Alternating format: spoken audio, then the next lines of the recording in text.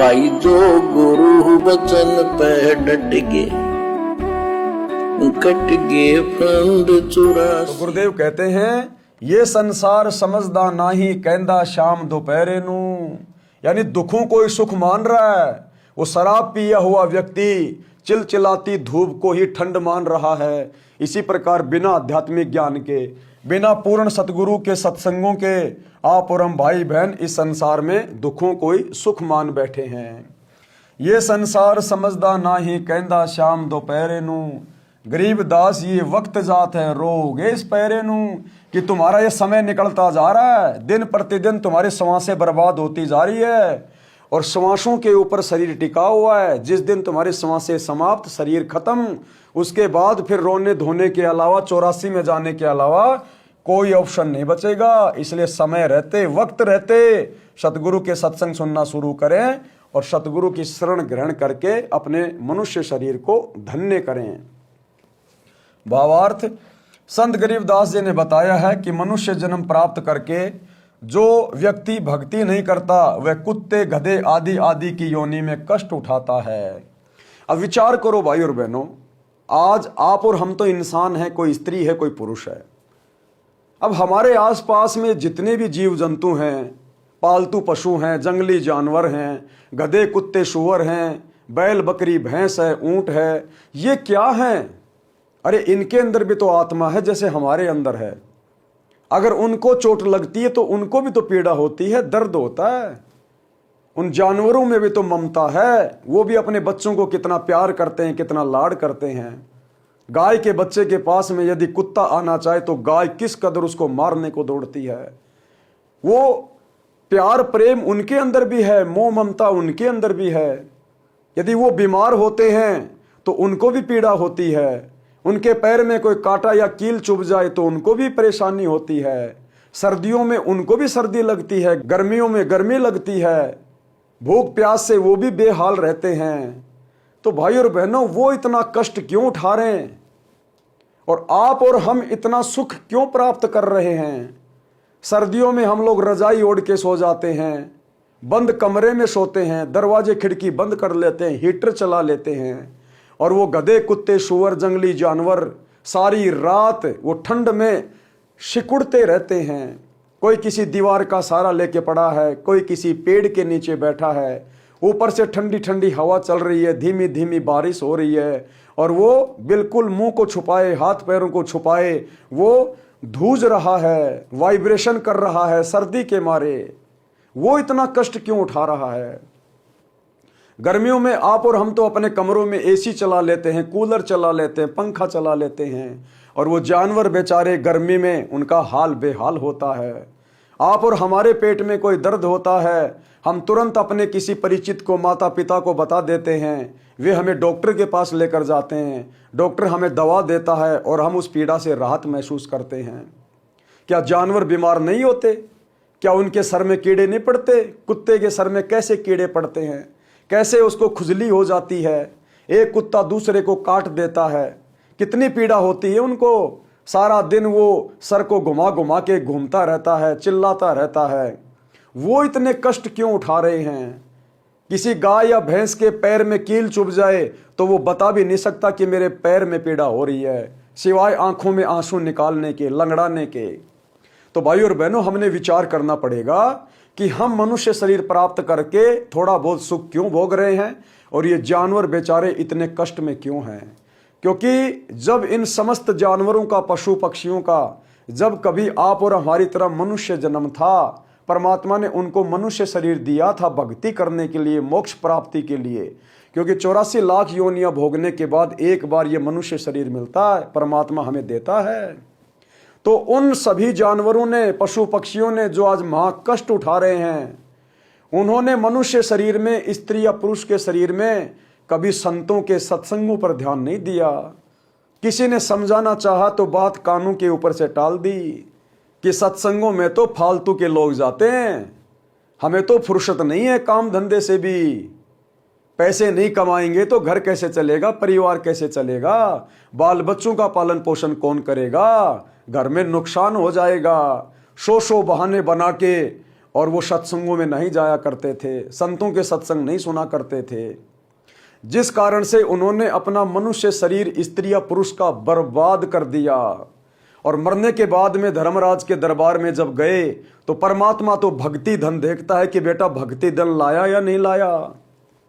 अरे 84 लाख योनियों में से इतना सुंदर शरीर दिया तुझे, अरे बाकी जितने भी पशु पक्षी हैं वो भक्ति नहीं कर सकते, उनको पता ही नहीं भक्ति और भगवान क्या है। और तेरे को तो मैंने इतना सुंदर शरीर दिया, ऊपर से तेरे को मैंने बुद्धि दी, अन्य पशु पक्षियों से श्रेष्ठ मैंने तेरे को बुद्धि दी, दिमाग दिया, तू सोच सकता है, बोल सकता है, दूसरे से बात कर सकता है, सलाह मशवरा कर सकता था, संतों के सत्संग सुन सकता था, तू भक्ति कर सकता था, इस जिह्वा से तू परमात्मा का नाम जप सकता था। लेकिन उसके बाद भी तूने परमात्मा का नाम नहीं जपा, तूने भक्ति नहीं करी, तो परमात्मा फिर उनसे दुखी होता है, नाराज होता है, और नाराज होकर परमात्मा फिर उनको 84 लाख योनियों में कष्ट भोगने के लिए भेज देता है। तो हमारे आसपास ये जितने भी पशु पक्षी हैं, जानवर हैं, ये देखिए कितना कष्ट उठा रहे हैं।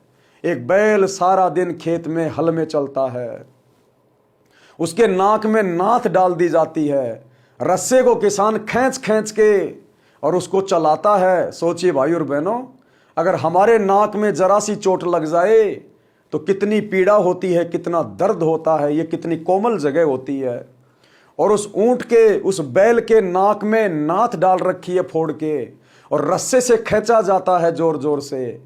यदि हमारे शरीर पर कहीं कोई चोट का निशान है और यदि जरा सा उस पर नमक डाल दिया जाए या जरा सा उस पर हमारी कोई शर्ट का कपड़ा लग जाए तो कितनी पीड़ा होती है। और उस पशु के नाक में नाथ डाल रखी है, किसान उसको जोर जोर से खींचता है, सोचिए उसको कितनी पीड़ा होती है। आज वो इतना कष्ट क्यों उठा रहा है, ये आफत उसने क्यों मोल ले ली?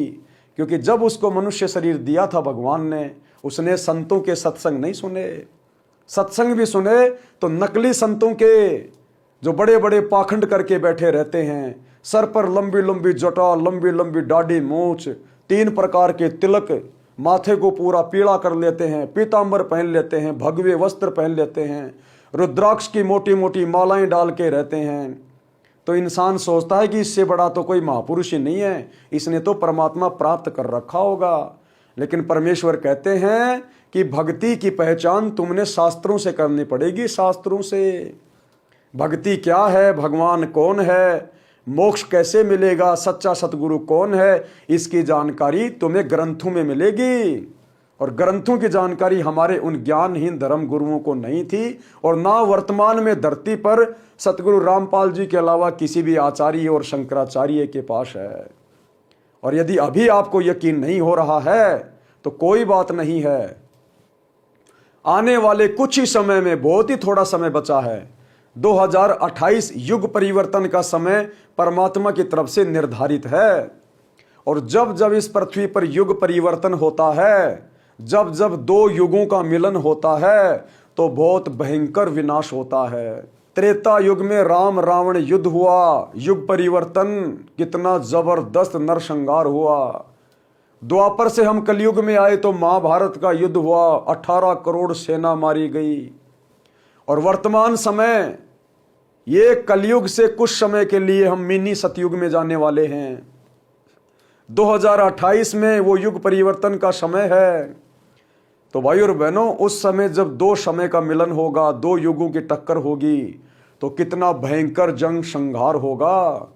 ये प्रकृति हमें हर प्रकार से घेरेगी, युद्ध, महायुद्ध, गृह युद्ध, अतिवृष्टि, अनावृष्टि, ओला, अकाल पड़ेंगे, भूखमरी आएगी, तरह तरह की महामारी आएंगी, जिनका जिक्र आए दिन आप जी भविष्य वक्ताओं की भविष्यवाणियों में यूट्यूब पे सुनते रहते हो। भविष्य मल्लिका जैसे ग्रंथ में आप लोग वीडियो देखते रहते हो। और भविष्य मल्लिका में तो यहाँ तक कह दिया गया है कि पूरे संसार की केवल 64 लाख ही आबादी रह जाएगी। तो भाई और बहनों, ये जितने भी परमाणु बम बने हुए हैं, ये सब दुनिया के विनाश के लिए बनाए गए, दुनिया के विनाश के लिए। और किस प्रकार से तीसरे विश्व युद्ध की शुरुआत हो चुकी है, रूस यूक्रेन का युद्ध, इजराइल हमास का युद्ध, और आने वाले समय में परिस्थितियां किस कदर बिगड़ेंगी, ये आप लोगों से छुपा हुआ नहीं है। तो समय रहते समझ जाइए, अपने बचाव का तरीका खोजिए। और बचाव का तरीका कोई बंकर नहीं है, चाहे धरती में छुप जाना। अगर आपका समय निकट है तो काल आपको धरती से निकाल के भी ले जाएगा। काल यदि डरता है तो केवल एक ही महापुरुष से डरता है। जम जोरा जहां से डरे मिटे कर्म के लेख, अदली असल कबीर है ये कुल के सतगुरु एक। इस पूरी पृथ्वी पर केवल सतगुरु रामपाल जी भगवान की शरण ही एकमात्र बचाव का साधन है। इनकी सतभक्ति से, इनकी शरण प्राप्त करके आप जी अपने और अपने परिवार का बचाव कर सकते हैं। अन्यथा धरती पर कोई दूसरा ऑप्शन आपको नजर नहीं आएगा। और वो भी उसी समय जब आप समय रहते इनके ज्ञान को सुनकर, समझकर, इनकी पुस्तकें पढ़कर आप इनकी शरण ग्रहण कर लेंगे तो उस महाविनाश के समय में यदि आप इनकी शरण में आएंगे, क्योंकि उस समय तो मजबूरी होगी। आपका कोई भी देवी देवता, पीर, पैगंबर, कोई भी धर्मगुरु, आचार्य, शंकराचार्य उस समय आपका बचाव नहीं कर पाएगा। अरे 2020 में कोरोना आया, मंदिरों के ताले लगा दिए गए, मंदिरों के ताले।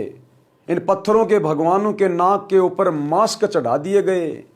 जबकि विचार करो, मुसीबत के समय में तो भगवान को सामने आना चाहिए। अरे मुसीबत के समय जनता भगवान के दरबार में जाती है, और जरा सी मुसीबत क्या आई, भगवानों ने भी अपने पुजारियों से अपने दरवाजे बंद करवा लिए, अपने नाक के ऊपर मास्क चढ़वा लिए कि आने वाला समझ जाएगा, हमें कुछ कहना नहीं पड़ेगा कि भैया हम मजबूर हैं, हमने तो खुद अपने बचाव के लिए मास्क लगा लिया, हमारे से तुम्हारा बचाव नहीं होगा, कहीं और जाओ। तो सोचिए उस कोरोना काल में मुसलमानों का अल्लाह, सिखों का वाहेगुरु, ईसाइयों का मसीह और हिंदुओं के भगवान, देवी देवता कोई भी नहीं आए, और लाखों की संख्या में लोग बेमौत मरे, अकाल मौत। जबकि भगवान की भक्ति तो इसलिए की जाती है कि मुसीबत के समय भगवान हमारी मदद करे। और मुसीबत के समय यदि भगवान अपने मंदिरों के, चर्चों के, गुरुद्वारों के दरवाजे बंद करके बैठ जाए तो भला फिर ये जीव कहाँ जाएगा। लेकिन इस सतगुरु का दरवाज़ा आपको किसी भी समय बंद नहीं मिलेगा, क्योंकि ये सतगुरु किसी मंदिर में कैद होके नहीं रहता, ये सतगुरु मस्जिद में कैद होके नहीं रहता, चर्च या गुरुद्वारों में कैद होके नहीं रहता।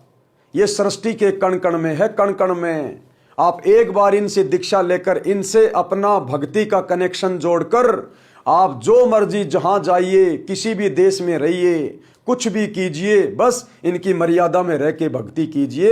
ये काल और दुर्गा आपका बाण भी बांका नहीं कर पाएंगे। ये गारंटी आपको सतगुरु देगा जब आप उनसे दीक्षा लोगे। तो ऐसी समर्थ शक्ति धरती पे प्रकट है। और आप कहां भटक रहे हो भाई और बहनों, कहां भटक रहे हो? कहां है भटक रहा इंसान, पहचान धनाना वाले को। ये परमात्मा आए भाई जो गुरु बचन पे डट के, कट गए फंद 84 के, कट गए फंद 84 के, कट गए फंद